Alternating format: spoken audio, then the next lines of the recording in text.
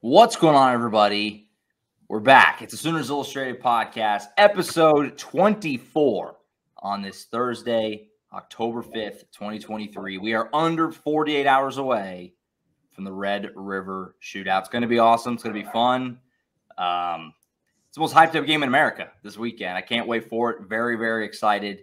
CK, Collin Kennedy with me. I'm Josh Callaway. Tom Green, James E. Jackson will be along just a little bit to preview the ball game. But Collin, man, this week is just taking forever. I think that's the best way I can describe it. This week is taking forever.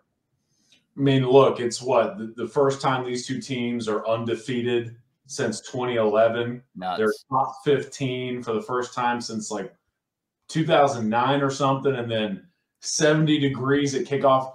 God is shining down and smiling at Oklahoma and Texas this weekend. And now we just got to wait for the biggest game of the entire, arguably, Big 12 calendar. Kind of funny to think about, but, man, I'm just really excited. I could go on and on about all the different angles, recruiting, team. Sure.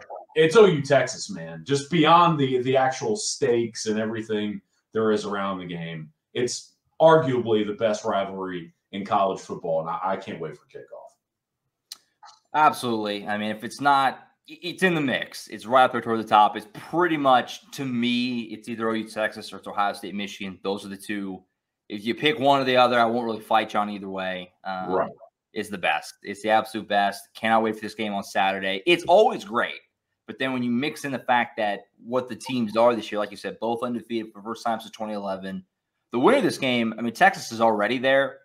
But if Oklahoma wins this game firmly in the playoff conversation, like this game – all eyes are going to be on it. I mean, the whole college football world is on this game. It often is, but in years like this, top 15, they're both undefeated. You know, it just adds an extra level of juice to it. So pumped up for the game this weekend. Of course, we're going to do our full breakdown of the ball game. We're going to pick the ball game. We're going to lock in our predictions. A lot to talk about, of course, with that game. But with Collin here, lead recruiting analyst, before we get into the ball game, we want to hit some recruiting stuff off the top. A lot of things going on. We have a packed show here. A few things we wanted to get to before we get to the ball game. Let's start off, Collin, with Oklahoma got on the board in 2026.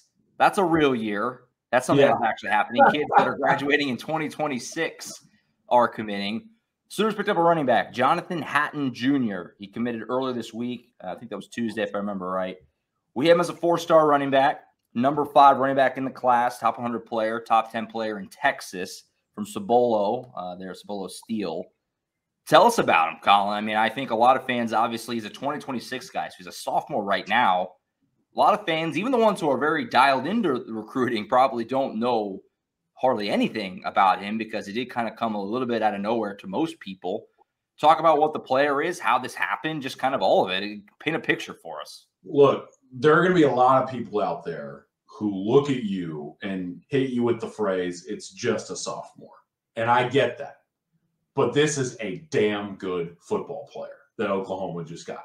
I love this guy. Jonathan Hatton, we already have him as a highly rated 4-star, easily a top 100 player in his cycle already. So you got to think as he develops and matures, he could easily rise in the rankings. And I think when you turn on the tape, Josh, that's definitely the case. This is my kind of running back, and it's definitely Oklahoma's as well. When you watch him out there, even as a young guy, he has just this innate ability and understanding of going north to south. He does not care about bouncing outside. He doesn't care about all the shimmy shakes and the fancy moves.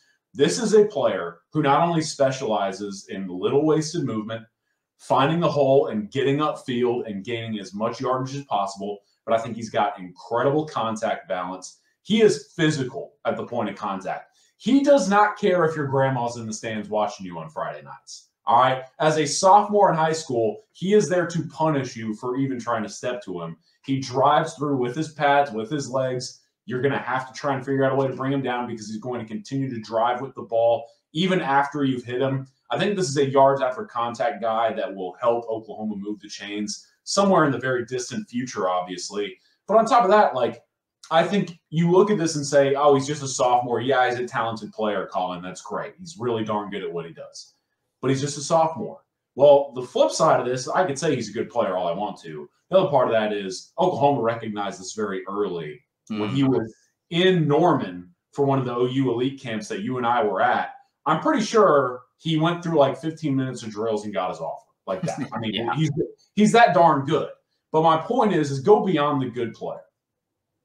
This is a top 100 prospect overall in the sophomore cycle who you just added essentially as the face of your class in that cycle, right? And good players want to go play with good players. And look, Jonathan Hatton Jr. is a name that a lot of people in the state of Texas know.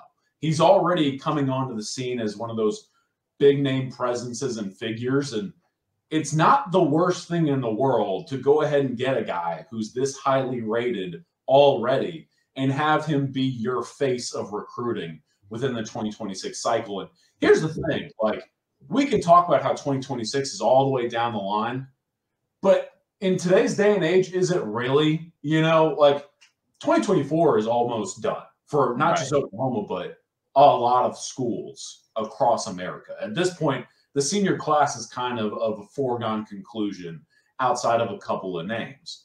So you kind of have to turn your attention further and further. And in recruiting, if you aren't looking more forward down the path, you're already behind someone else who's walking up it, you know? So I think this is an incredible get for Oklahoma. I think he fits OU's offense very well. I think he can continue to build off of his own plays himself, which is something you can't take for granted, especially as a young player.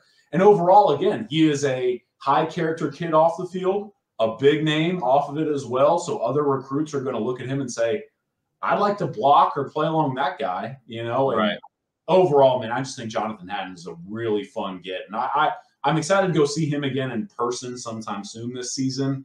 I had it circled even before he was committed to Oklahoma just because I think that's the sophomore talent I wanted to see in the state of Texas. And now that he's committed to the Sooners, I mean, it's all the well for everybody involved. He's a really good football player and a really great get for OU. Yeah, for sure. You know, and, I like you kind of touched on a little bit. I think like the natural reaction for most people here would be, he is a sophomore. His signing day is so far away. You know, should we get excited? And you would know better than me, but it kind of seems like to me, I know this is kind of an extreme example because he is a sophomore. He's still, quite a ways off from when he actually will sign. But it seems like these guys who commit really early, a lot of times it's kind of the opposite of what you think. Like they know what they want. Like they're locked in. You think of Kevin Sperry, certainly in that group. Again, not quite as extreme, but Jackson Arnold committed pretty early and then just was no headaches at all through his whole thing. It kind of feels like sometimes these kids, even though they commit super early, and I think the natural reaction from fans would be, man, he's got years to sit on this and to think about it and change his mind. It's almost kind of works the other way. Like they know what they want. They're locked in. They're not even going to bother. They want to just be settled with where they're going and play the rest of their high school career and know what's next. So that's kind of going to be fun to watch that play out. And you get multiple years of him in high school to let the hype build before he actually gets here in a couple years, which is exciting. What can you say also about DeMarco Murray, the job he's doing right now? Obviously, you look at the guys he's added. I mean, going back to, Devontae Barnes, Gavin Sawchuk, this class, Caleb Hicks, Dalen Smothers, Taylor Tatum, Xavier Robinson, and they've got Jonathan Hatton in 26. Just kind of, I guess, talking to other people around the industry, kind of the rep that DeMarco Murray is getting, because it's kind of becoming an every class thing to get these highly rated guys. I mean, he really seems like he's becoming kind of one of the more under the radar, sneaky recruiting kind of dominators for this Oklahoma staff right now. Well, to sort of factor in both of your talking points here, right? Oh, he's just a sophomore. He has all this time. He committed way too early. I think the natural and relevant talking point to this discussion that relates to Oklahoma is Jace McClellan back in the day. Sure. Right? He committed to OU as, I believe, a sophomore at the time, maybe a very young junior.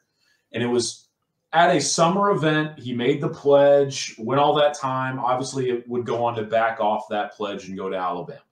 Well, the difference here, Jace McClellan commits to a staff. That staff has a whole bunch going on, right? Alabama factors in late. Jonathan Hatton already has a ton of offers. Like, he kind of knows that he can pretty much go anywhere he wants to go. And Jace McClellan was an extreme talent back then, but I think that's where your point comes in as well. Mm-hmm. He's not just committing differently than, let's say, Jace McClellan, that McClellan committed during a summer event. It was kind of oh, you probably need to see some games and whatever in person, go to some other places. Hatton was experiencing an OU game day.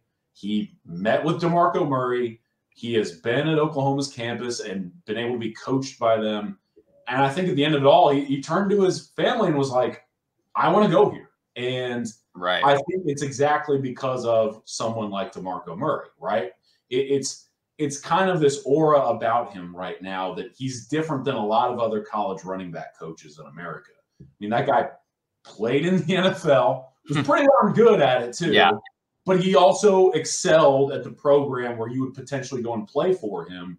And I think when you look at everything from the move to the SEC to Oklahoma's lineage and running backs, to add DeMarco Murray on top of that, it's really why a lot of running backs are willing to commit ahead of time and go ahead and shut things down. And I think for Hatton, look, again, this guy is already like a top 70 player in his cycle. Like, it's a very different scenario. And I think when you're a young player like that and you have an understanding of the recruiting process, it makes a lot of sense if you want to shut things down and just be the face of a class. Mm-hmm. And if you feel comfortable, I think the biggest thing here is that DeMarco Murray, because of who he is as a coach and a recruiter, made Hatton comfortable. And that's why I think Oklahoma's really excited again, because they feel like he's going to want to stick around for a long time. 100% excited to see him in due time. Got a lot, long way to go, but a good get for Oklahoma, and they're on the board in 2026. Never too early to get started on the 26 class, and we'll have 27 and 28 kids probably cooking before you know it. A couple other updates before we get into the game a little further. Daniel Akinkunmi, guy that we've talked about a few times, overseas player, offensive lineman. He's committing next Thursday. Obviously, he's somebody who's been on Oklahoma's radar for a while. We've talked about him on the show a couple of times. Collin, you got a crystal ball in for him on the show a couple of times. Like I said, we talked about him. You felt pretty good about where you stood here. He visited earlier in the season. He is committing a week from today. So I guess kind of a last temperature check before he actually makes his official commitment. Still feel good here for Oklahoma on Daniel Akinkunmi. Yeah, the only reason why I felt now is the time to put in the crystal ball is to remind the casuals that we're doing 2 months for $1 at Sooners Illustrated. And if they wanted to learn why, well, then go ahead and subscribe. But subscribers at Sooners Illustrated know one thing about me. I would rather tell our subscribers how I'm feeling about a recruitment and give them all the insider intel ahead of time than put in a pick and let the general public know what I'm thinking. And so our subscribers who are watching know full well I felt like Oklahoma's been the leader here since July. And especially after that visit went down, I felt like OU took a insurmountable lead. And to the point where, as a lot of people know, and I noted this on the board, like he canceled a ton of visits after that official to OU. So long story short, to the casual perspective, it's like, oh, Collin Kennedy put in a pick. But our subscribers, and if you'd like to be one, 2 months for $1, our subscribers have known this one's been trending Oklahoma's direction for a while. And I do think that OU has a really solid chance of coming out on top this next week or so, barring some sort of last-minute surge from program X or Y, whoever. Right. So, yeah, he's committing next Thursday overseas. I'm not sure the time. The time change may trip us up a little bit. I think it's like 5 or 6, but don't quote me on that. So be sure to keep up with us at oklahoma.247sports.com. Once he makes that decision official and public, you'll know about it right away. If you're a VIP subscriber, we also get like text alerts and things like that. Just another little perk of, things like that. So you'll never miss things. So keep an eye out for that. Next Thursday, he makes that official. Another guy we've talked about a few times, I think normally just kind of in passing. We haven't really got too in-depth that many times, but Marcus James with Carl Albert. He's a 2025 guy. Listed as an athlete. I assume he projects as more of a linebacker at Oklahoma. Yeah. Is that accurate? He is doesn't have any ratings in yet, but if you've ever seen this kid, I don't even mean play. I have seen him play a few times, but just see him. He is a physically imposing high school kid, big dude. You got to pick in for him this week. Obviously, we all know Carl Albert right now it's a juggernaut at the high school level, but it's also an OU factory. You got Kevin Sperry there. Xavier Robinson there, a few other guys that OU is targeting and chasing. What made you feel good about Marcus James to put in a pick for him? He's a 2025 guy, so obviously he's a ways off from signing or needing to make a commitment. How are you feeling about things there? Obviously, you feel good about OU, timeline, things like that. Yeah, I think that this is one that a lot of people would have told you even beforehand that Oklahoma was feeling good about. And Marcus James, the talent that he is, the frame that he is, and I'll get into that, but having him in state, like this is a must-get kind of guy. And I think, especially over the past week or so, Oklahoma's done a lot of good stuff behind the scenes in order to surge within this race.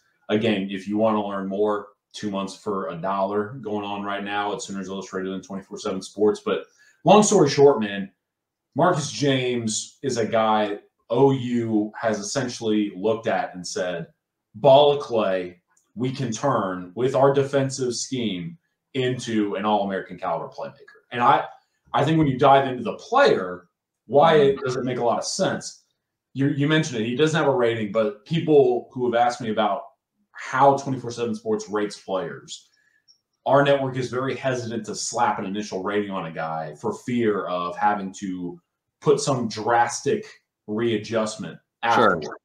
So why I bring that up, I know our network is being very cautious with trying to give Marcus James an initial rating because there's so much to look at here. I mean, 6'3", might be up to 6'4", from what I've heard already. 210 pounds as a junior in high school.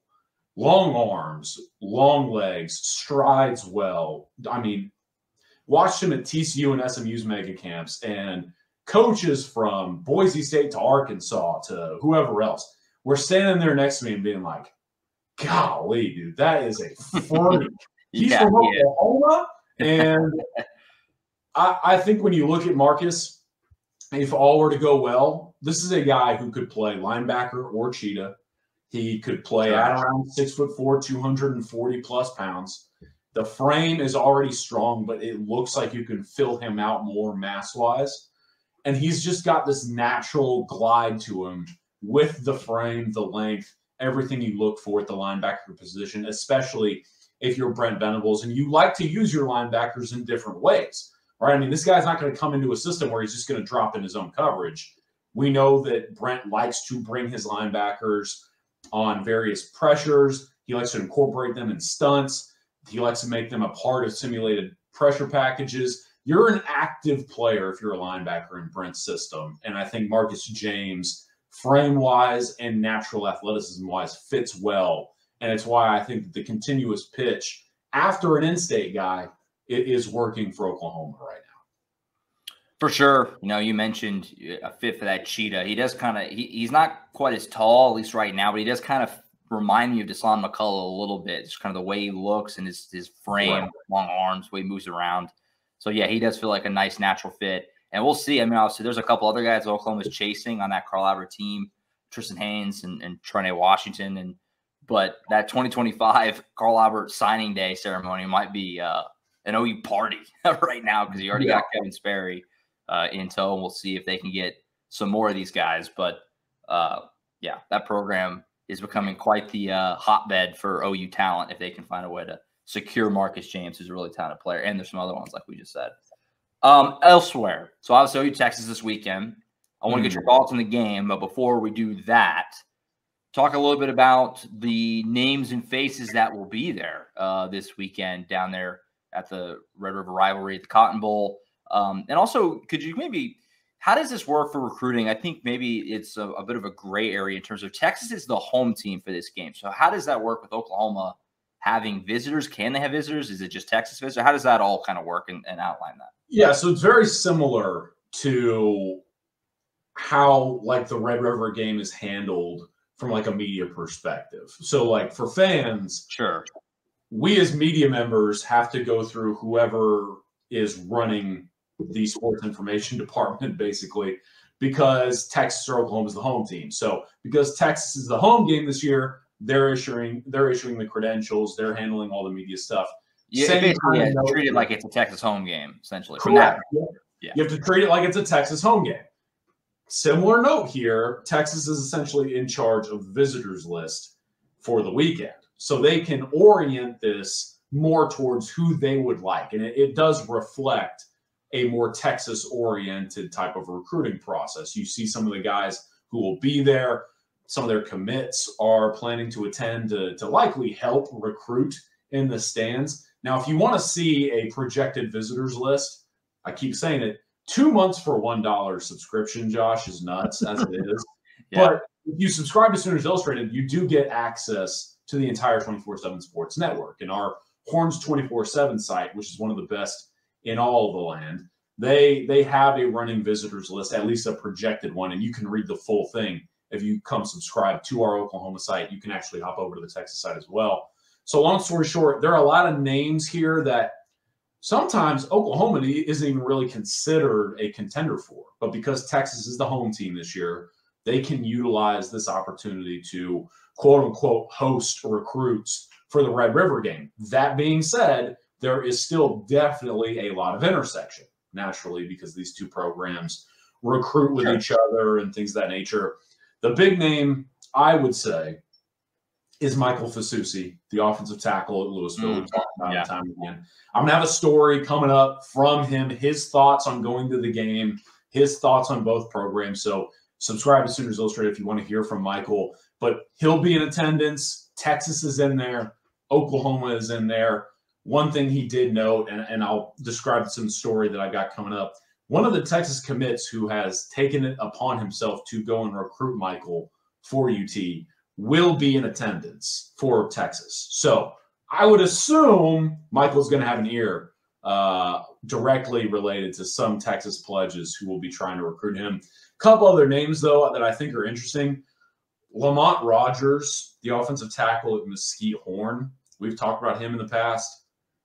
I think Oklahoma's in a better position with Lamont right now than Texas is. So it's kind of interesting that he's on the Texas visitor list, but arguably Oklahoma's in a little bit of a better standing. And that's kind of where you get into the gray area that you brought up. It's like, I mean, Texas is hosting him, so they're trying to cover ground, but we know that right now kind of the feeling is that Oklahoma's somewhere up there with like Tennessee, LSU, some other programs who've impressed Lamont to this point.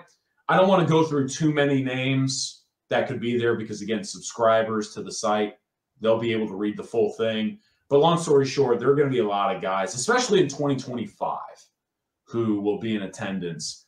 I think it's 20-something, maybe even more. Kobe Sellers is the name, the corner out of Pearland Shadow Creek. Really likes both Oklahoma and Texas. I'll close with an interesting one because we talked about Marcus James and the fit at linebacker at Cheetah. A guy who's put down as a maybe, so he's a maybe. He may not show up, is Jonah Williams, the 5-star versatile defensive back linebacker type in 2025. And I only bring him up because I have a crystal ball in for Marcus James.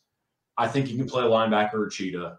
But Jonah Williams showing up would be big for both programs because if he does, and you could probably get confirmation later if you're a subscriber, if he shows up, OU really wants that guy as like a potential Cheetah take. If you've ever seen Jonah Williams, he is a freak. I mean, one of the just naturally freaky athletes in all of America. He could be a perfect fit for Brent Venables in the Cheetah role, and he likes Oklahoma a lot. But Texas is also in pursuit. A&M is in pursuit. LSU is in pursuit. So if Jonah Williams shows up, that's very notable for both programs involved. I think that's a maybe that I had to bring up. So just when you think, the OU-Texas game, it's already massive. And you add into the backdrop that you've got all these guys that are Texas is chasing on the recruiting side, but some of them are considering OU that you're going to be playing literally in front of. So it's not an end-all, be-all. Sometimes I think fans get a little caught up in the results of games, but it doesn't hurt your case either if you go and play well and beat Texas in front of these kids, literally with them watching on the sidelines. It wouldn't hurt. It wouldn't hurt. I'm going to make this joke later on the recruiting show for 24/7 Sports. They're having me on to talk all of this stuff. Yeah, I'm getting ready to drop this little liner. It's the 119th edition of the Red River Rivalry, but it's the very first edition of the Michael Fasusi Bowl. And I don't know if we're going to have a second one by the time he commits. So it's kind of a testament to the game's not the end-all, be-all, But because these kids tend to commit well before even the season starts, right? Like, it helps your case if you at least play well and leave a lasting impression by the time potentially a guy makes a decision. Because we see that these recruitments, more and more in this day and age of college football, they would like to wrap things up sooner rather than later. And so, this game isn't the finish line, but it could literally be the last time they watch this game as an uncommitted member of any program, if that makes sense, which is kind of an interesting visual. Right, absolutely. So that'll be fun. Just another layer to what's already going to be a madhouse game on Saturday. A lot of alumni football teams are going to be there as well. Always is, but it seems like this year extra so. It's going to be fun. Going to be a wild one. Before you go, do want to get your thoughts on the game.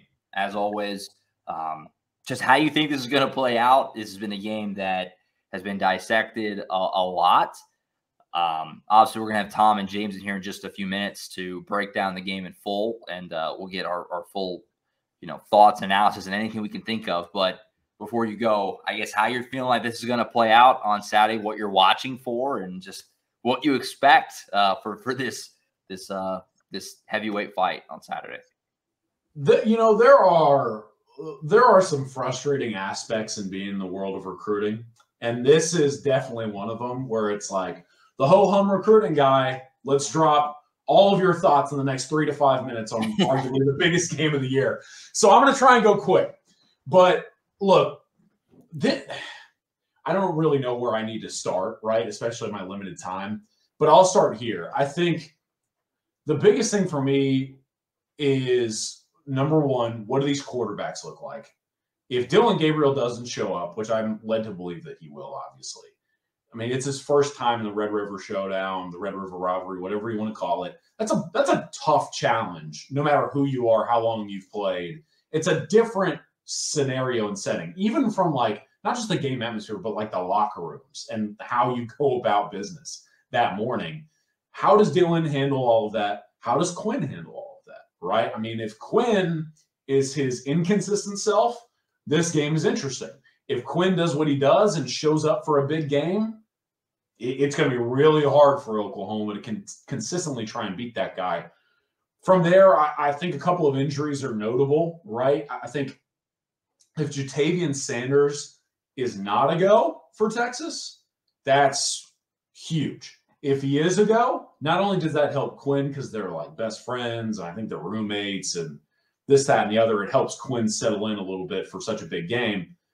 Jatavian's also, in a world where there's no Brock Bowers, the number one tight end in college football. So does Deshaun McCullough match up well with Jatavian? And if it doesn't work out, do you start having to play like freshman Peyton Bowen or transfer Reggie Pearson against a talent like Jatavian Sanders, who was probably the number 2 tight end taken in this year's NFL draft? Ryan Watts for Texas, the cornerback, a former Oklahoma commit at one point, is 6'3", long arms. That's the guy to me. I was telling producer Jesse for Late Kick and Josh Bate, I was like, that dude doesn't play. Not only is he a freak, and he made big plays for Texas in the Alabama game, I mean, that's the exact cornerback you want matching up with Nick Anderson. So if there's no Ryan Watts, 6'4", 207-pound Nick Anderson, you got to get him the football. I mean, Texas secondary is much improved than some of the Texas secondaries they've thrown out against Oklahoma in years past. Getting the ball to your 6'4", 200-plus pounder out in space, probably your best bet, right? I think from there, obviously, how does the offensive line hold up for Oklahoma against easily the best defensive front they will face all season? I want to see these wide receivers for Oklahoma in general go up against that Texas secondary. The Texas linebackers are very talented. Is this going to be a game where Oklahoma somehow seemingly figures things out in the run game? Or is Oklahoma going to be one-dimensional? Because if OU's one-dimensional, I don't know of a world where you beat Texas doing one thing, right? But long story short, man, I think Oklahoma is kind of getting written off in an unfair sense. There are things that Oklahoma brings to the table here, and I think that Oklahoma's defense is much improved.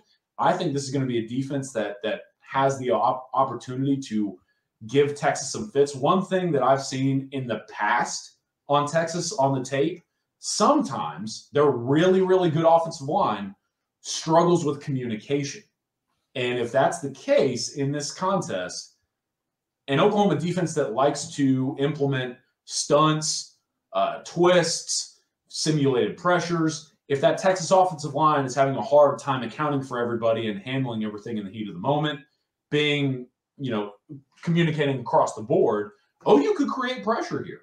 And so just a couple of things that come to mind for me in this massive game. I'm really looking forward to it. I could talk about all these different angles for an hour, but in my limited time, those are just a few things off the top of my head that I'm really looking forward to seeing. It's going to be a crazy game. I've gone back and forth all week on how I feel like it's going to end up going. I think I definitely feel like it's going to be a game decided in the fourth quarter. It often is when these two teams play.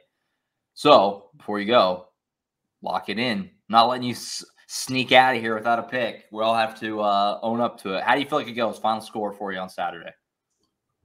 I think that overall, this weird narrative that's out there that Oklahoma shouldn't even play the game on Saturday is just wildly nonsensical. I mean, I've seen the comments, Dylan Gabriel doesn't make up for 49 points. Well, even Dylan Gabriel aside, I think people are forgetting nationally how much better this Oklahoma team is across the board. Completely different, yeah. There's more options throughout the depth chart. I think they fit what those coaches want to do a lot better. And so this Oklahoma team in general, not just Dylan Gabriel, adds a new wrinkle to this rivalry. But that being said, I think Oklahoma fans would apply that argument, right? I think Texas fans can do the same exact thing here. Texas is a very different football team too. They've improved. They've added new talent. They have arguably one of the best position groups in all of college football in that receiver room. They have more pieces for what you want to do in order to win. That's defensive line and offensive line. I think there are injuries that are notable on the Texas side. I think Oklahoma is a lot better overall of a football team. That's why I think it's close, and I think the line from Vegas is incredible at 6.5 still. So I think it's going to be a competitive game. People telling you that it's going to be a blowout again, I don't know that they're watching a lot of football. But from what I've seen, I got to go Texas here. I'm going to say 35-28. I think Oklahoma's offense can create. But if it does end up being a one-dimensional day for OU and they can't run the ball, our own Tom Green wrote about it. You got to have something like that in your toolbox to try and win the rivalry. And that's why I think Texas has a slight edge going into this game and can probably win by maybe a touchdown to 10 points. It's going to be a game. That's going to be a game. I agree. It'll be close. It'll be competitive. And it might not be the only time we see this game this year. Very well, maybe talk about this game again in about 2 months or so from now. Collin, appreciate you, sir. It's going to be a fun one on Saturday. Look forward to getting your thoughts on it throughout the day. And, of course, obviously after the game, once it's finished up. Appreciate you. We'll talk to you again next Thursday on the bye week.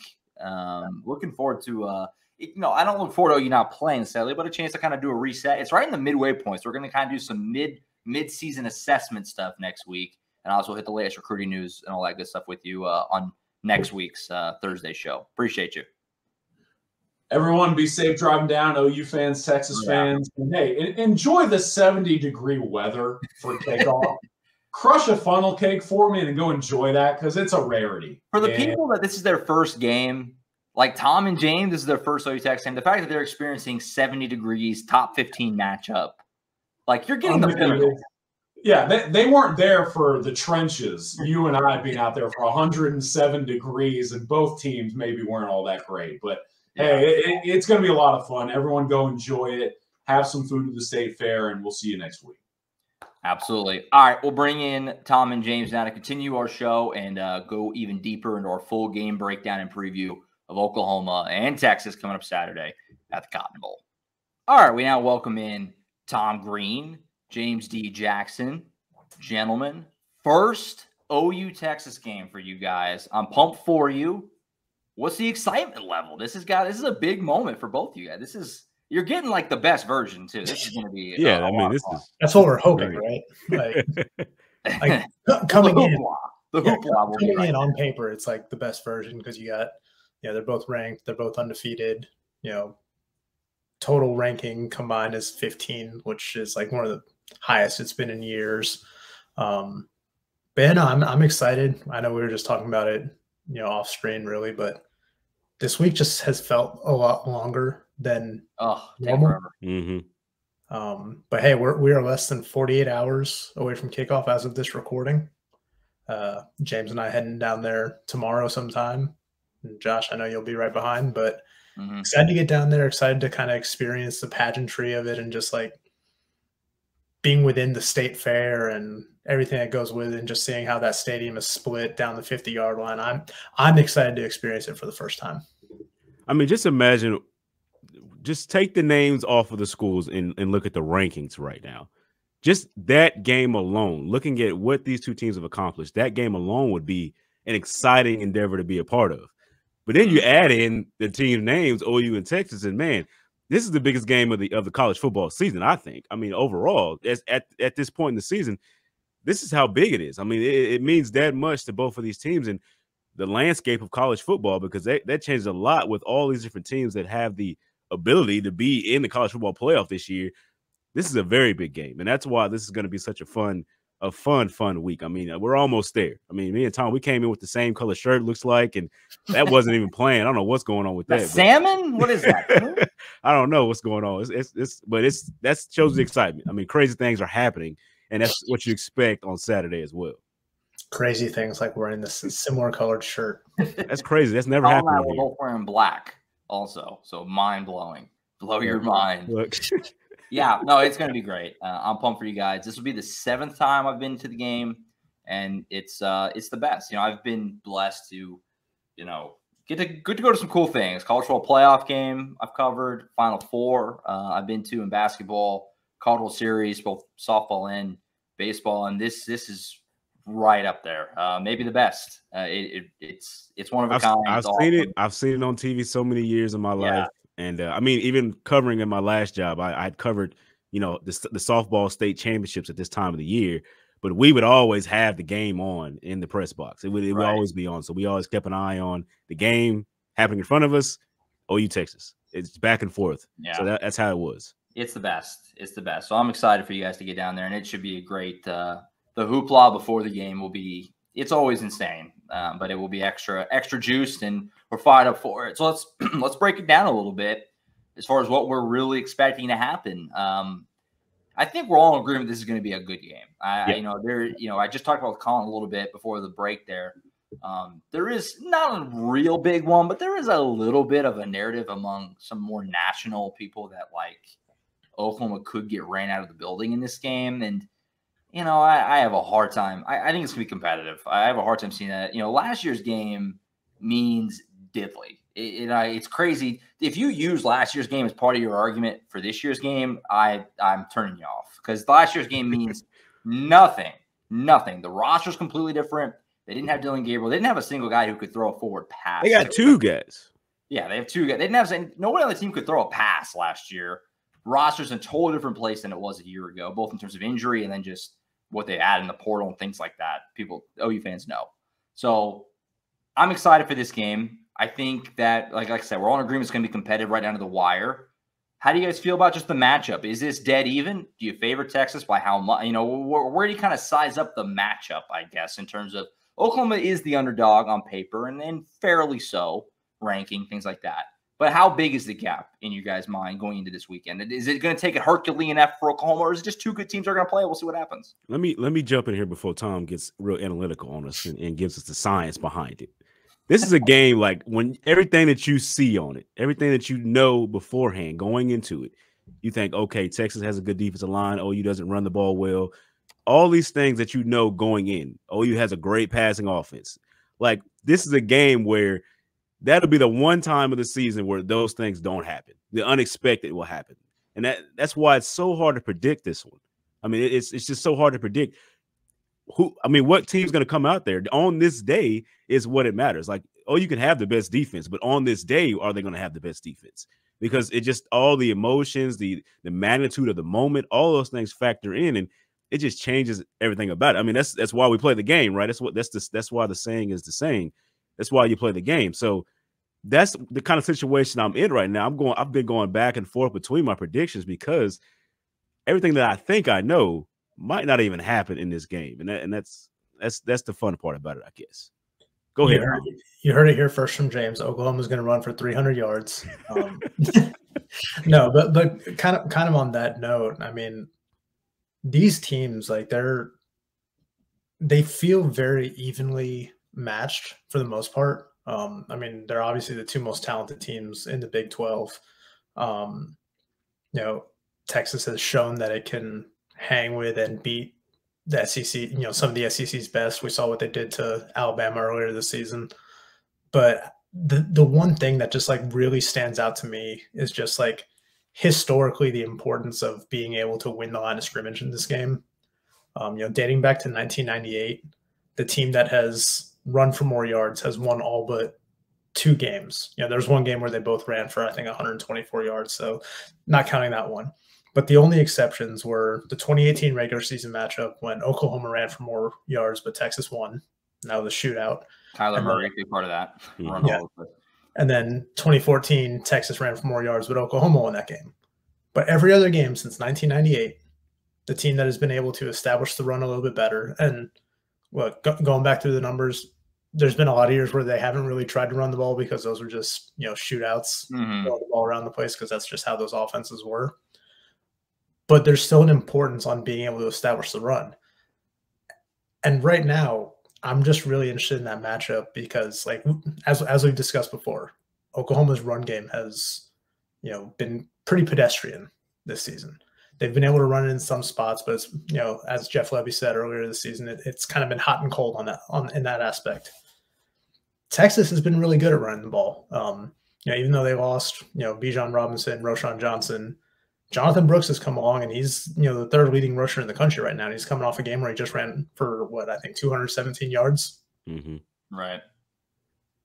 Oklahoma, on the other hand, their run defense has been very solid. Like, they're one of 2 teams in the country that has not given up a rushing touchdown this season. So I just really want to see the kind of that strength against strength, who can kind of win that line of scrimmage. That's probably the biggest matchup I'm intrigued about in this game. There's a lot of intriguing things about this game. You can go to any position really, but this is the one that I kind of have my eye on going to this game that, hey, this could be a difference maker. But, even though Oklahoma hasn't been able to run the ball well, they're still the 3rd leading scoring offense in the country. Like, they've been able to put up points and find ways to do it. Question is, will they be able to do that if Texas just suffocates the running game and makes them one-dimensional?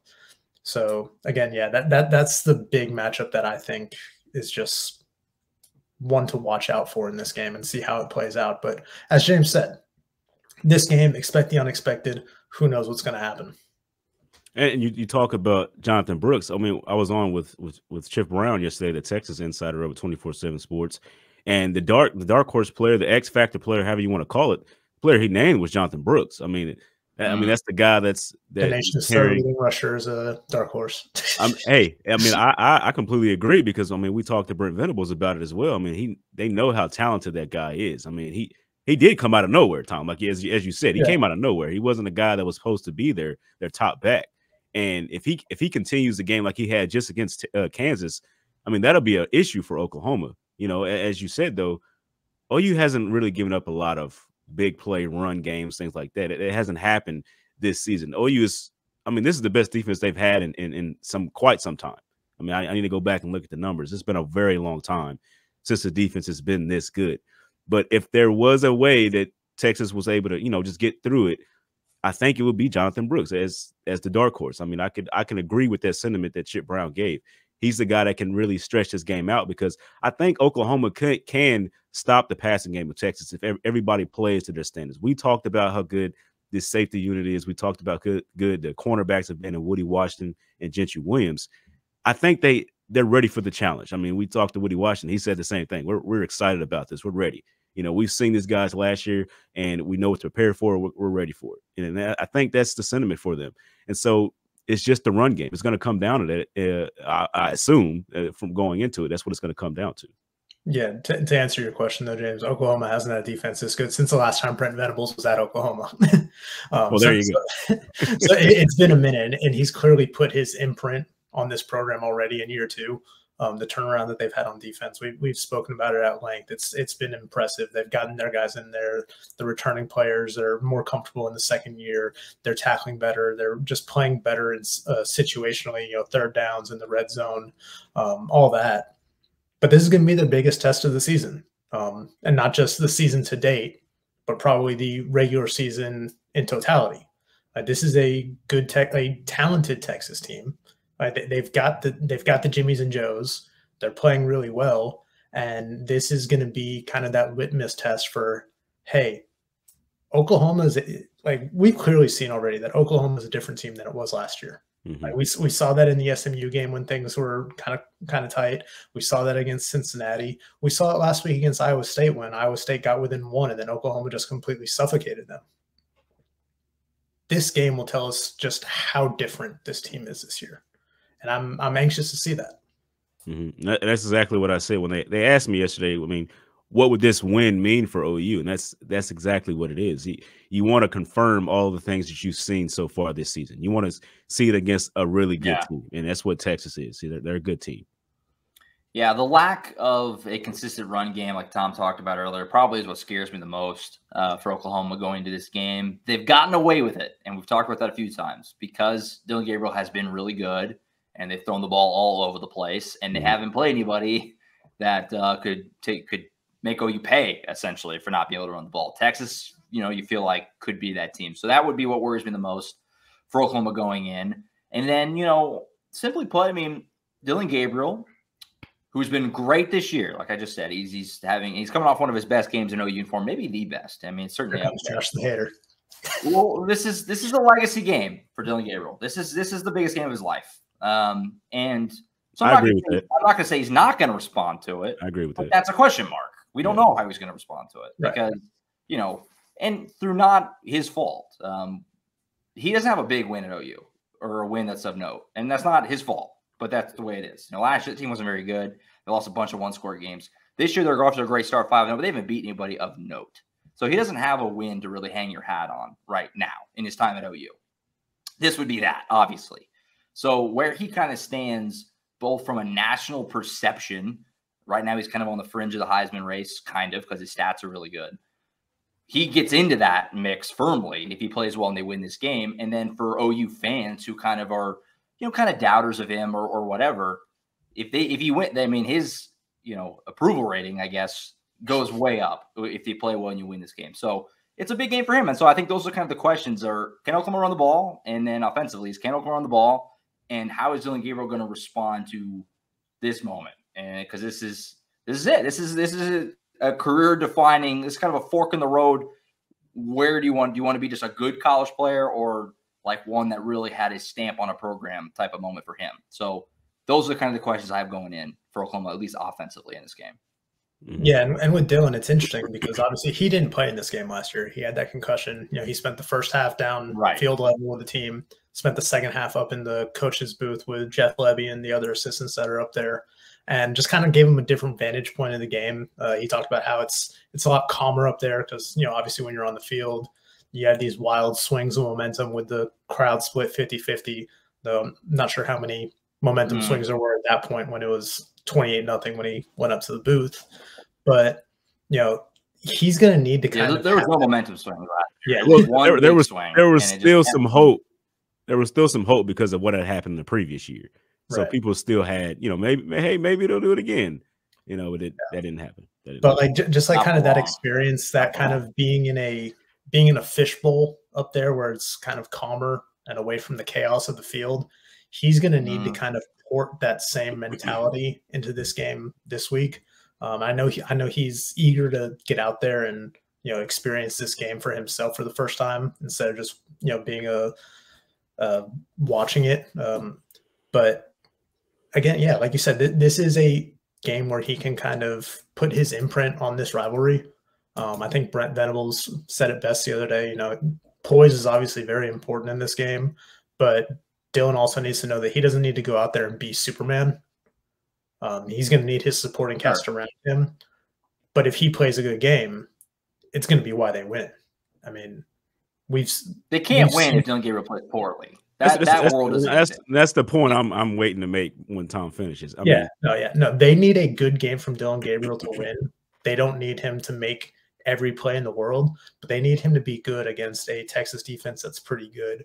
I thought it was kind of telling that when Brent Venables came out for his weekly press conference on Tuesday, as part of his opening statement, he kind of took a moment and kind of stumped for Dylan.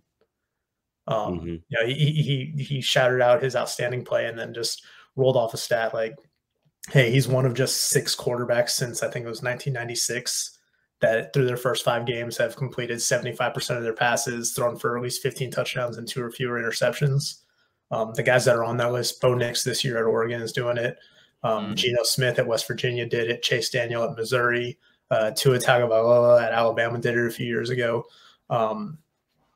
So that's pretty good company to keep. And like you could almost sense that Brent Venables can kind of tell that people are still discounting Dylan Gabriel and what he's doing, just the way he kind of brought that up unprompted. But yeah, this is a legacy type game for Dylan Gabriel, and he could be the reason that Oklahoma avoids a repeat of last season. Here's the way I see it, right? There's been a couple of OU players coming out and saying that Dylan Gabriel needs to be in the Heisman watch and everything like that, right?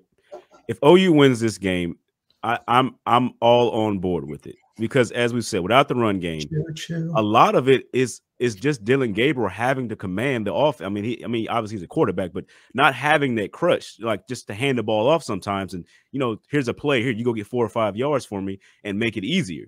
It hasn't necessarily had that this year. I mean, most of the time it's like, well, not most of the time, but the last couple of games we've seen him kind of run the ball and get those couple of yards himself. So if he has to do that again in this one, yes, he's a Heisman candidate for sure. If they win and he plays like that and he just has a great game, I'm all on board. I won't even question anybody. I'd say top 2, top 3 type thing. It'd be that serious if he can do that against this defense. Yeah, no, I don't disagree. I mean, the numbers are there. It's just a matter of doing it against, opponent that the national, part of it deems worthy of getting excited about, essentially. And so that'll be the case. Defensively, we talked about it. You guys just mentioned it a few minutes ago. Best defense they've had in a while. Great start. Outside of a couple of lapses against Tulsa and against Iowa State for about a quarter, they've dominated. I mean, they've dominated for the most part, at least for an extended stretch in every game, if not the whole game, in every game they played so far this year. But obviously, again, the repeated phrase this week, biggest test so far. Quinn Ewers is a guy who's looked at as an NFL quarterback. He can move around. They kept Emory Jones from hurting them with his legs, so that should give you some confidence they can do the same because Quinn Ewers is kind of a sneaky runner. He can really move around. It's not really talked about that much, but he can rip off 20, 30-yard runs. I mean, it happens. I've seen it. He's also a better passer than Emory Jones, though. Well, yes, but I'm just talking about specifically with the run. Yeah. Obviously, you guys talk about Jonathan Brooks, who's kind of been this breakout star, and then the receiver core, which Brent Venables gushed about at his press conference this week, headlined by Xavier Worthy and A.D. Mitchell, 2 guys that feel like NFL receivers. I guess concern level for the defense for this matchup. Obviously, it's been really good, but they have not faced speed and talent like this so far. Best quarterback they faced, best receivers they faced, best running back they faced. I mean, across the board. So we're going to find out the OU defense is for real or not. I think we all think they are, but we won't really totally fully know until Saturday comes and goes. How are you feeling about where the defense stacks up in this matchup going into this one? Go for it, James. I mean, I am completely comfortable with the way OU defense has been playing this season. I mean, I don't think they're going to go out there and have a game like they had in past years, and that's saying something. I think if anything, at worst, they'll look like a normal above average defense instead of this juggernaut type of defense they've been, not allowing teams to score only 5 touchdowns this year. I mean, that's insane for what it's been come to pass the last couple of years. So I'm all for what the defense has given up so far this year, and I think they're going to be really good again in this one. Giving up 21, 24 points, 30 points, something like that. I mean, it's Texas. I mean, it's a good team. I mean, that's what's going to happen sometimes. But I'm fine with where the defense is at right now. Yeah, I mean, I think the defense has to be feeling good. They can't have those busts like they had last week against Iowa State, because those are the type of plays that will cost them in a game like this. Like, Texas is a much better offense than Iowa State is, and if Oklahoma had and talking about like those plays you're talking about, like, as we said last time, it was just guys trying to make the big play. They're not going to try to make those boneheaded decisions against this type of team. I think they were just feeling comfortable with themselves and kind of shot out and tried to make a big play just to be excited about. And I think that's what happened. I think guys be on more of their toes. Yeah, go ahead, Tom. Yeah, I think outside of the Tulsa game where we saw those two like clear like miscommunications, guys just not in the right spot at all. Right. They've been pretty sound in coverage this season. Again, last week they had those plays where, whether it was Billy Bowman or Reggie Pearson or Key Lawrence rather, going for, trying to make a big play as opposed to just making the right play. They've done really well in coverage. We've talked about the run game and their ability to stop the run there this season. They've been really good in that. But I'm also curious to see kind of how Gentry Williams and Woody Washington handle guys like A.D. Mitchell and Xavier Worthy, because those are two very talented receivers. And, we just found out today that Texas will have its tight end Jatavian Sanders available for this game too. So those are weapons for Quinn Ewers to use. But, man, I'm really anxious to see how Woody and Gentry match up with those guys in coverage, because both those guys have been really, really good in coverage this season. I have the number right here, but, Woody's allowed just nine receptions on 17 targets, 52.9% completion rate against him. Gentry, they're completing more passes, 12 of 19, 63%, but he's only allowed 55 yards receiving through 5 games. I mean, he's making big plays. Yeah. We've seen him make some good plays behind the line of scrimmage on some screen passes too. Those cornerbacks are pretty much what we expected them to be this season. I know Woody was the established guy. Gentry's the one's like, hey, if he can kind of put it together like we all think he can, like, this is what he's going to look like. And that's what he has looked like so far. So I want to see how these guys handle what is without a doubt going to be the biggest. I mean, we say it again, we sound like a broken record, the biggest test of the season for them. And I want to see how those guys stand up to that, because that's going to say a lot about just how far this defense is coming year too. And the defense just been turnover machines this year. I mean, yeah, interceptions. I mean, that's lead the country in interceptions. Yeah, I mean, so specifically, Tom, to piggyback on your point with Gentry, because obviously Woody has been around a while. He's played this game, and he's been really good this year. Whoever he's covering on a given snap, whether it's Worthy or Mitchell, you got to imagine there will be some give and take there. He'll probably shut him down sometimes. You're not going to shut him down completely. He'll get beat a couple times, but there will be some give and take there. But for Gentry, the biggest spot of his life, kind of like we're saying with Gabriel earlier, Gentry played sparingly last year. This year he's had a big role. He's been great. We talked about that, on Monday's show, as he's gotten better each and every week. But this is now the most that's going to be put on his shoulders, the most on his plate, having to deal with one of these two guys. You would imagine a lot of the snaps. So we don't know where Kenai Walker's at. He missed the game on last week against Iowa State. We don't know where he's at, if he's going to be available. Kendall Dolby's obviously played a lot as well, but you're going to lean on, you would assume, Gentry above those guys, even if they're both are full go, whatever. So yeah, I just kind of similar to what we said about a few of these guys, biggest spot for them in their careers so far. How do they respond to it? Some guys rise to it, some guys don't. And I'm not saying which way I think it'll go for Gentry, but that's a question, going in. Another thing, and James, excuse me, you mentioned it with the interceptions. Part of that has been the pass rush, which has gotten better every week. They haven't really racked up the sack numbers, but watching the games, it feels like they're getting more and more disruptive, making guys flee the pocket and stuff like that. And they play a role in those interceptions.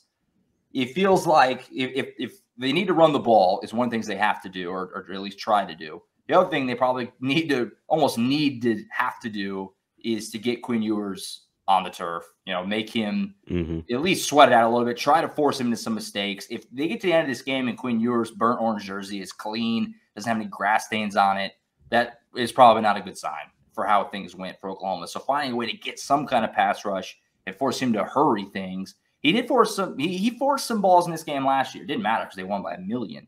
But he forced some balls last year in this game and turnover and through an interception. So it's not unheard of. Now he's more mature. It's a year later, things like that. But I feel like the pass rush in that D tackle room, which has gotten better and better, you need them to step up in a big way. Is that fair? Do you guys feel kind of similar? I mean, it feels like pass rush. You got to find a way. If he just sits back there and has all day, it's not going to go well.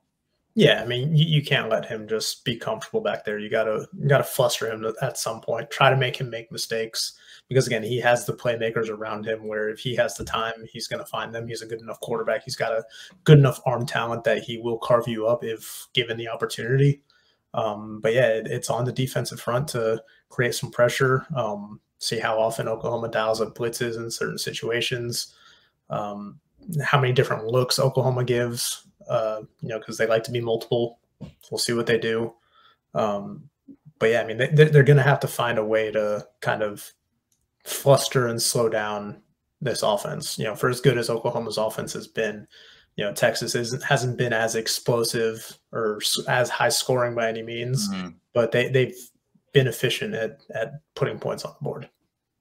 I think the one thing that OU can kind of take into this game from what we've seen so far is Texas kind of starts slow a little bit, in games. They kind of, get off to a slow start and then they pour it on, especially in the fourth quarter when they get things going for themselves. I guess they kind of just beat their opponents down for a little while and then they can pour it on there.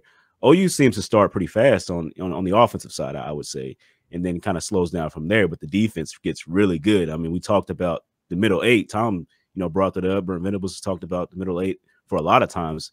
It's kind of where the tide kind of changes for OU, in their games. And so the flow of the game, if OU can get out early and then make Quinn Ewers have to throw the ball more, I think that'll work in their favor as well, because then, like you said, Josh, they can start going after him and trying to get him on the ground. And that'll be a big key. Yeah.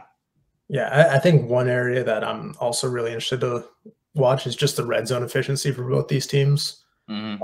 Oklahoma's red zone defense has been one of the best in the country this season. The opponents are scoring on 75% of their drives, but they're scoring touchdowns on just 37% of those. That's top 10 in the country. Texas has not been as efficient scoring offensively in the red zone. They've gotten touchdowns on just 52%. They're 108th in the country in that regard.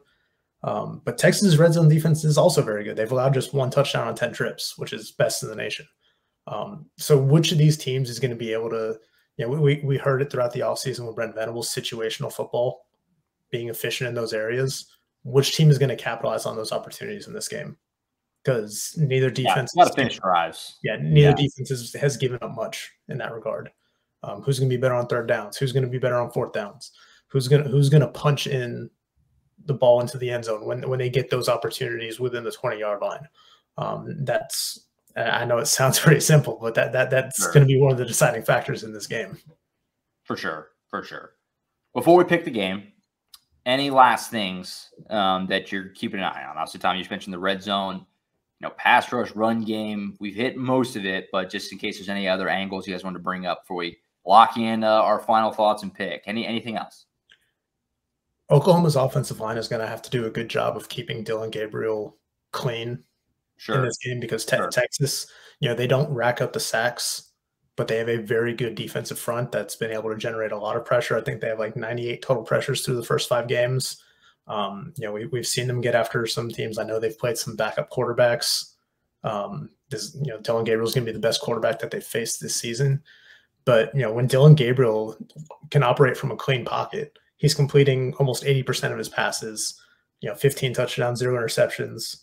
When he's been pressured under a little duress, that completion rate drops down to 52%. He doesn't have a touchdown. He has 2 interceptions. It's only been like 27 of his attempts have been under pressure, whereas, 130 of them he's been kept clean. So if they can keep him clean, this offense has a chance to get rolling. If they struggle with that Texas pass rush, it can be a lot longer day for them. For sure. Also, I'll bring up too. I just thought about it. Brandon Thompson. Got to watch out for that guy. I mean, he just finally got into the mix a little bit last week. Talked about that on Monday show. I mean, come on. That guy wants to get in the end zone so bad. So just watch. Just for the storyline of it. I'm going to keep a close eye on 15 on Saturday. All right, I think the time has come. Let's pick the game. Collin earlier, 35-28 Texas. How do you want to decide who goes first? James, go first. Man. Well, we already know from his preseason prediction. I feel like I have to just go off of what I said before the season, like the bold predictions was just what Texas was going to win this game, and OU's going to win the Big 12 championship against them. And I know that's kind of like it feels better for Sooners fans when I say this, but I think I'm going Texas here. 31-28. I'm going to pick OU to cover, but Texas to win the game. A close battle. I think it'll be a fun and exciting one. It's just so hard to pick, man. Like I said, there's so many unexpected that can happen. It's tough. It's tough. And we're in the business of having to pick, and people throwing it back at us if we're wrong, and that's where the strain is. Because if not, I'd be like, I don't care. I'll say whatever score, but I want to be right. I want to give you the truth from my honesty. I want to give you what I really believe, and I think it'll be 31-28 right now. That's the way I'm leaning it. Yeah, I'll go ahead and go. We can finish with you, Tom. I'm right there with you, James. I mean, I've gone back and forth all week. I even as recently as last night, I was still like going back and forth with my brain. I was like, what do I actually think is going to happen? Because I don't know. I don't know. These teams feel like very close on paper, and the OU Texas game, as fans know, it gets wild. It gets insane. A lot of times you can kind of throw out the records and things like that. It doesn't really even mean anything once the game starts because the Bulls start flying and it gets nuts. Yeah. The emotional aspect of this game favors Oklahoma. The Sooners, their entire offseason essentially was built for this. I mean, they've been building toward this since last year's game, but especially, since last season ended. It's been to get back to this point, get 5-0, and get to where you're playing Texas again. They've had to sit and stew and live with 49-0 for a year. Brent Venables too, this staff. And so these guys are going to be as motivated and as ready to go, as intense. I mean, Brent Venables didn't let us talk to any players this week. We didn't talk about that. He only let us 4 players on Monday because he's trying to just cut out everything. It's locked in. We're one mission is to win this game. And so I think they're going to play, with an intensity and a hair on fire mentality that is hard to replicate. But at the end of the day, I'm terrified that you can't run the ball. Dylan Gabriel in a big spot. Like I said, I don't know necessarily that he won't respond to it, but we just don't know. He hasn't been that good. He was really bad in close games last year. He just was. And that's why they lost all those close games. And so, those I simply put have more concerns about Oklahoma than Texas. So I'm going to go with Texas as well. Very close to Tom or James. I'm going to go 31-27 in favor of Texas. Oh, wow. I do think the narrative has gotten away from us a little bit talking about Texas in terms of like they're really good. I think they're really good. They're a playoff team. They could be the best team in the country, but we've almost, it's gotten away from us a little bit to where they're like this juggernaut Georgia of a couple years ago, LSU, like they're really good, but they're not the Kansas City Chiefs. Like, let's relax a little. They're beatable. Oklahoma can certainly win this game on Saturday, but I just feel like there's more paths to victory for Texas, if that makes sense. So 31-27, I'm going to go with the Longhorns. Yeah, I was really tempted to kind of go against the grain here. And like Josh, I've gone back and forth. Like this game, like the more I look at it, the more evenly matched up it seemed just in so many regards. But like Josh, the biggest concern for me is Oklahoma's inability to just consistently run the ball well. And look, I know past results have no bearing on future performance. It's just a statistical trend throughout these games that, hey, whoever runs the ball better has been able to win most of the time. I think Oklahoma has, like Josh said, I think they have paths to victory in this game. I think without being able to run the ball consistently, those paths are a little bit more rocky. That being said, I'm going to go with Texas. I think Oklahoma covers. I think this game is, closer and probably lower scoring than a lot of people think. Mm-hmm. I'm going to go with 28-24 Texas. I'm not afraid to be wrong. Oklahoma could very well win this game and make us all look stupid. Sure. Because, hey, we're not psychics. Like, hand up. We're not handicappers. We don't stake our livelihoods on these predictions. Yeah, hand up. I was heavily considering Oklahoma just for the fear of if I pick Texas and Oklahoma wins, the clowning that we will have to undergo. But like James said, I put all that aside, pick the game how I see it.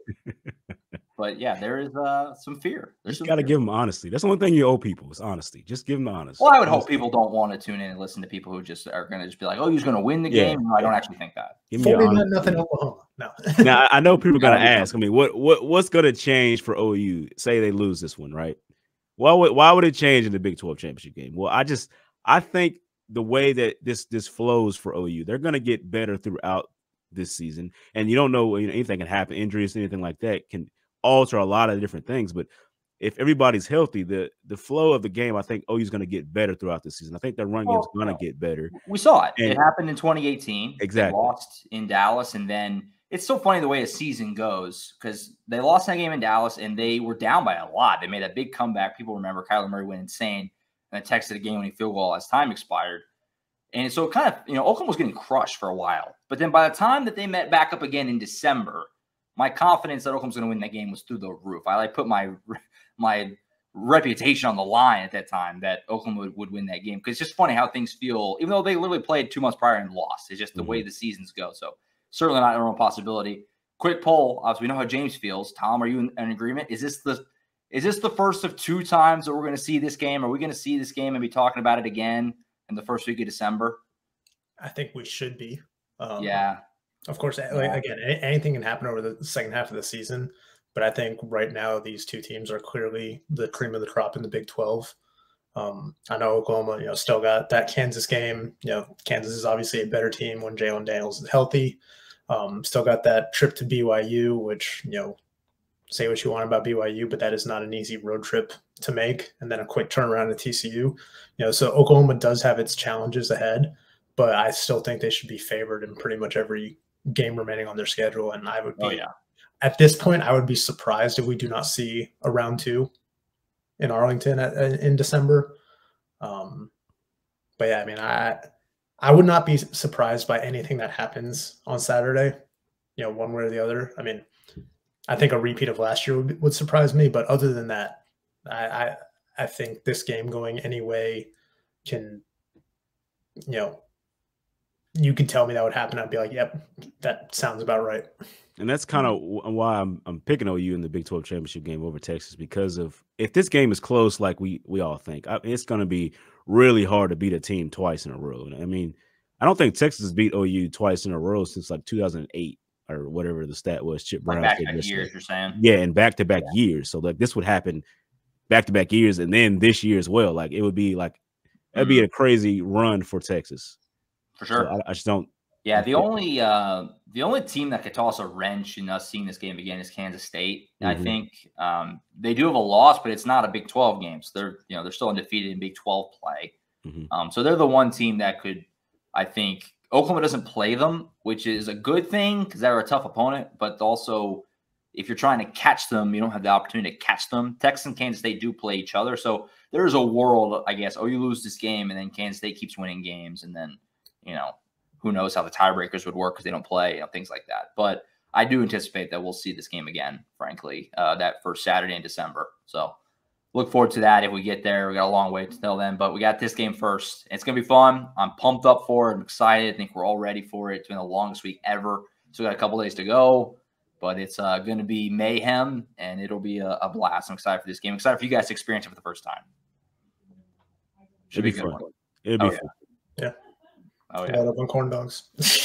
Get your Fletcher's corny dogs ready. All right, that's it. Funnel cake. Anything else fried you can find. Fried butter, whatever you can find. Oh my gosh, you guys, man. I think I'll pass on fried butter. James' caloric intake, he's going to be set for like a month. Oh my gosh. James, do not eat for the next 48 hours. I'm not eating fried butter. No, we're not talking about fried butter. Well, Josh is talking about fried you butter. can do it. It's there. Man, it's there. The worst thing you're going to see me eat is a corn dog, probably. I mean, like, I'm They not are good. I'm not doing They it. are good with the mustard. No funnel cake? Rock solid. No funnel cake. No fried Rock Oreos? solid. none of that. I'm not Deep doing fried it. cheesecake, very good. Deep fried Twinkie, big fan of that one. Bacon, God, bacon turkey leg? You The guys, turkey leg is overrated, unfortunately. It smells good and it looks good, and it's like $30.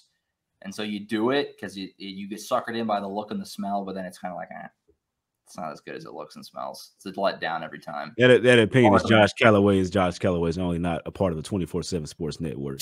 Do not sue us, turkey leg people. It looks and smells phenomenal, but then it's like, I just got another corny dog. Or sticks. All right, that's it. We'll be back Monday, obviously, for the next episode to break down the game in full. We have our full reaction, and we'll decipher what happened and where Oklahoma goes from here. The season takes a very different turn. We can start to get real wide-eyed and start talking about big things if Oklahoma wins this game on Saturday. So we'll break that down on Monday. Of course, keep up on the YouTube channel and both in podcast form as well. Saturday night, James and I will give quick hitter reaction on the field after the game. And be sure to subscribe to Oklahoma247sports.com because we're going to have so much for you this weekend. Nobody's going to cover this game better than we will. The place to be on game day is Sooners Illustrated. I promise you that. So keep up with us on Saturday and Sunday every day, but especially this weekend. If there was ever a better time, it's 2 months for $1 right now. VIP special deal. Phenomenal deal. Do it. You'll experience a great weekend, and you'll be in for life after that, I promise. So buckle up with us. It's going to be a fun weekend. That's it. We'll see you Monday to break this all down, react to whatever happens on Saturday. For Collin Kennedy earlier, James D. Jackson, Tom Green, I'm Josh Callaway. We'll see you guys Monday back here on the next edition of the Sooners Illustrated podcast. See you.